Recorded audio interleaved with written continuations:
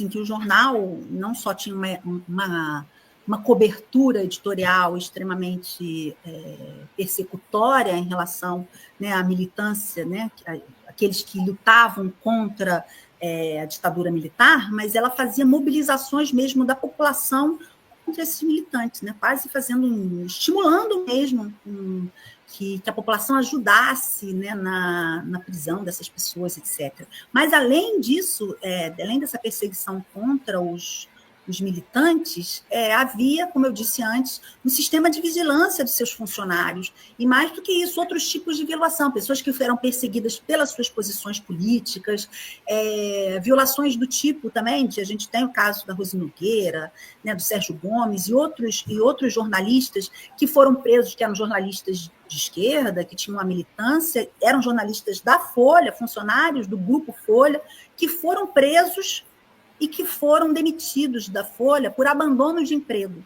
o que não pode, né? Eles estavam, né? Como vai ser abandono de emprego se eles estavam presos?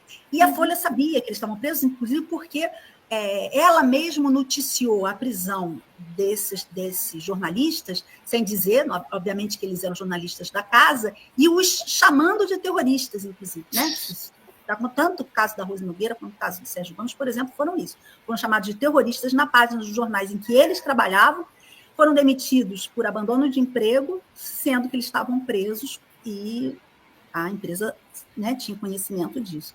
Então, são muitos os casos, né? A greve de jornalistas também, que mostra como a Folha ali, né, também se comportou na greve, foi a empresa que mais demitiu funcionários, colocou alguns funcionários em situação que não puderam ser demitidos pelas relações que tinham com o sindicato, né, com a direção do sindicato, mas que passaram por situações de constrangimento grandes, de abusos mesmo, né, morais, abusos dos mais variados tipos, enfim. Esse é um outro aspecto também, né, que eu acho que aspectos importantes da pesquisa, outros olhares que eu acho que a pesquisa traz aí. Isso tem a ver, obviamente, não só com a gente, né, mas tem a ver com esse contexto no qual a pesquisa está, né, que eu acho que são essas, dentro desse conjunto, desse projeto maior, que, como eu disse, que se chama, né, que é o projeto sobre responsabilidade de empresas por violações de direitos durante a ditadura, né, e que tem a ver com o processo de justiça de transição no Brasil, né? A gente não está olhando o passado é importantíssimo, história é muito importante, mas ela é importante também porque ela diz muito sobre o nosso presente, né? Esses trabalhos são pesquisas históricas que visam também a responsabilização hoje, né? Pelo que essas empresas fizeram no passado, e a gente só vai fortalecer a nossa democracia, eu sempre falo isso também, eu acho muito importante, a gente só vai fortalecer a nossa democracia se a gente passar esse passado a limpo, né? E é nesse ponto que eu quero aprofundar com você. Dos agentes. Oi. Sim, pelo seguinte, a Folha, né, o Grupo Folha conseguiu uma proeza, que foi lavar a sua imagem e se transformar depois disso tudo, né, que você acabou de colocar e que está detalhado, né, nessa pesquisa, nesse livro, ela se transformou no Jornal das Diretas, no Jornal da Democracia. E essa percepção ainda está presente numa parcela grande da população brasileira, grande em termos, né, daquela parcela que lê e tal, né? Ainda tem essa imagem da Folha. E aí, emendando com essa questão, que eu estou pedindo para você comentar, eu quero te perguntar o seguinte: nos dias atuais, a Folha parece que está voltando à sua origem, não é? Essa origem lá, né? Porque apoiando explicitamente a extrema-direita, os fascistas, na tentativa de golpe de 8 de janeiro de 2023, ela chama os terroristas e os golpistas de manifestantes. Abre espaço para Bolsonaro, para a turma ligada a Bolsonaro. E aí, é a Folha voltando às origens? Pois é, você vê como essa palavra terrorista ela é, né, semanticamente disputada, né? Porque lá durante a ditadura eles chamavam aqueles que lutavam pela democracia, eles chamavam de terroristas, né? Hoje os terroristas que lutaram contra a democracia, eles estão chamando de manifestantes. Que ironias, né, da história, mas enfim. Não, Angela, sim, isso é muito, muito importante isso que você falou, porque você vê, quando a gente começou a pesquisa, né, a gente muitos amigos na imprensa, né? Muitos amigos jornalistas, e alguns da geração Folha de São Paulo, que trabalhou no final dos anos 80, dos anos 90, na Folha, e alguns ficavam meio incrédulos, mesmo as pessoas que trabalharam na empresa, né, ficavam meio incrédulos, assim, poxa, mas isso não podia ter acontecido, tinha lá o Cláudio Abramo na redação, não Samuel Weiner.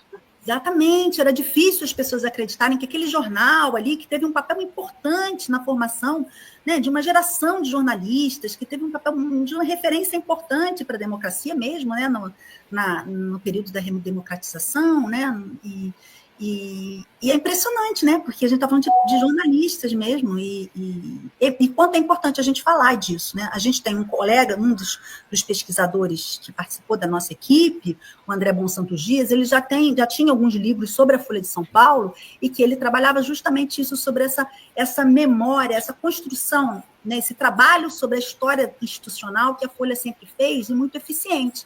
Como ela conseguiu apagar da memória coletiva, né, o papel que ela teve na ditadura, e as pessoas só lembram disso, o Jornal das Diretas, o Jornal das Diretas. Foi um trabalho muito bem feito de memória, né, de construção da memória, né, e é importante que a gente veja, não foi assim, né, e assumir a sua responsabilidade frente aos fatos históricos, ela é essencial, né, alguns jornais no mundo estão fazendo isso, The Guardian já fez, isso é fundamental. Mas aí, só retomando aquilo que você falou, né, esse é um momento muito delicado da Folha, né, porque a Folha está numa posição realmente muito, muito complicada de apoio aí muito direto à direita e à extrema-direita no Brasil hoje, né. Nesse sentido, eu acho que aqui a recepção à nossa pesquisa até está sendo muito, muito boa, porque eu acho que a própria Folha hoje está fazendo um serviço de apagar a sua própria memória tão boa que ela teve, um papel importante que, de fato, o jornal teve no momento da história no Brasil, né? As coisas não são lineares, né? E a Folha ali, nas diretas, realmente, ela...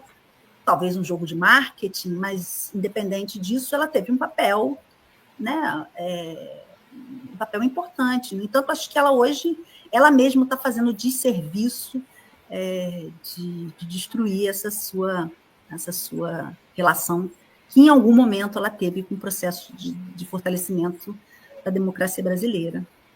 Olha, eu acho tão importante essa pesquisa que você, né, conduziu, participou, junto com os colegas. Eu acho que ela está para a mídia brasileira, sobretudo para a imprensa, como o Ainda Estou Aqui, como filme. E num momento muito importante e delicado da vida brasileira, que é exatamente nesse momento, há poucos dias que o primeiro lote de golpistas, né, digamos assim, os líderes, né, do golpe, esse de 2023, foram tornados réus pelo STF. Né? E essa pesquisa sua e dos demais vem exatamente mostrar a extensão desse processo, que não fica lá atrás, é o que você disse, né? A história não é uma coisa para ver lá atrás mofado, né? É entender o presente e projetar e ver o futuro também. Né? Nesse sentido... Pois desculpa. Não, desculpa. Fala. Não, nesse sentido, eu te pergunto, que tipo de... Eu sei que né, ninguém tem bola de cristal, mas que tipo de prognóstico você faz para a Folha de São Paulo, por exemplo, né? Depois dessas revelações? Você acha que, enfim, vai ter impacto? O brasileiro médio não está nem aí? Enfim, essa é uma questão que precisa entrar nos cursos de comunicação, de jornalismo. A gente não pode continuar fingindo que isso não acontece. Né? Eu sou professora de um desses cursos, da Federal de Minas Gerais, e é incrível, a gente não tem nem história do jornalismo. E quando tem, os alunos não têm interesse. Como não ter interesse, né, por questões feito essas, para a gente entender o Brasil? Então, daí a minha pergunta, como é que você imagina, né, da agora para frente? Não, Olha, Ângela, eu espero muito assim que esse trabalho que a gente fez assim com muita dedicação, de fato, assim, com muito comprometimento, assim, os recursos eram escassos, a gente não teve autorremuneração nenhuma, assim, praticamente nenhuma, a gente usou os recursos, porque, como eu disse, né, a gente tinha desejo de fazer um documentário, a gente gravou as entrevistas todas em vídeo, com alguma qualidade, então os recursos foram muito usados para isso. Então, a gente fez, assim, sabe, em nome da causa mesmo, esse trabalho, assim, pela importância que a gente identificou ali nele. E a gente deseja muito que ele tenha um retorno, assim como você disse, né, tanto o livro quanto o documentário, que ele tenha um retorno para a sociedade, assim, né? Em caso de jornalismo, eu também sou professora da faculdade, né? Sou professora da Escola de Comunicação da UFRJ, né? Dei aula no curso de jornalismo, e eu fico pensando exatamente que os nossos alunos leiam esse livro, que os nossos alunos vejam esse documentário. Quando a gente fez a pré-estreia aqui no Rio, lá no Rio, né, na pré-estreia foi na Estação Botafogo, e aí no final assim do documentário as pessoas comentavam isso, mas isso tem que passar nas escolas, isso tem que passar para os jovens, para as crianças verem, para a educação, e a gente ficou muito contente de ouvir isso, e a gente quer mesmo assim, que o maior número de pessoas veja isso, assim, porque a gente tem que estar muito atento, né? Os golpistas do 8 de janeiro, eles falavam em nome, né, pedindo intervenção militar. Eles defendiam as 5, eles falavam absurdos, né, e continuam muitos deles ainda fazendo uma apologia à ditadura. Né? E a Folha passando pano, né? No mínimo, para eles. Né? Pois é. Então, por isso, a gente precisa muito de uma educação histórica, a gente entender a formação histórica das nossas instituições. Nossas instituições, elas têm uma história, ela foi formada de uma determinada maneira, isso que qualifica as instituições que a gente tem, né? Então, temos que estar atentos e fortes, né? Precisamos ter conhecimento aí conhecimento é tudo, é poder também, né? Então, entender aí as dinâmicas dos poderes, né, desse país, para a gente poder conseguir fortalecer, como eu disse, fortalecer as nossas instituições pela democracia, assim, né? E porque o autoritarismo está aí, batendo na nossa porta, está no Brasil, está em outros países, né? A gente está vendo aí o governo Trump nos Estados Unidos, né? Na Argentina, e tantas outras partes aí, tantos outros países. Então, a gente tem que estar aí muito de olho aberto. Claro, e eu reafirmo, né, e friso muito isso. Que momento oportuno que vocês conseguiram realizar essa pesquisa e divulgá-la em livro, não é? Não podia ser outro, tinha que ser agora, não é assim? É o passado revisitando o presente e nos ajudando a pensar esse futuro, né? Então, eu deixo agora o espaço para você fazer as suas considerações finais e dizendo o seguinte, olha, o que você quiser, né, comunicar para a gente, voltar a conversar. Os nossos internautas, né, os DCMers, são muito antenados, são pessoas muito ligadas nessa questão da mídia. Eu também acompanho isso de perto, enfim, é minha área, né? Então, aqui a casa é sua, tá? Mas a palavra aberta para as suas considerações finais. Eu queria agradecer muito o espaço, né, que vocês estão dando aqui para a gente divulgar o nosso livro, o nosso trabalho, essa pesquisa. Leiam o livro, a gente falou aqui muito rapidinho, né? Acho que o livro está lá com detalhes, eu acho que é uma pesquisa importante. Aí, 240 páginas, né? Dividido em 4 sessões diferentes, não é isso? Exatamente. No dia 27, como eu disse, o documentário também vai estar disponível lá no ICL, e eu acho que é isso, se informem, leem, e eu só tenho a agradecer aí esse espaço de vocês do DCM, muito obrigada por a gente estar podendo aqui divulgar o nosso trabalho, assim, né?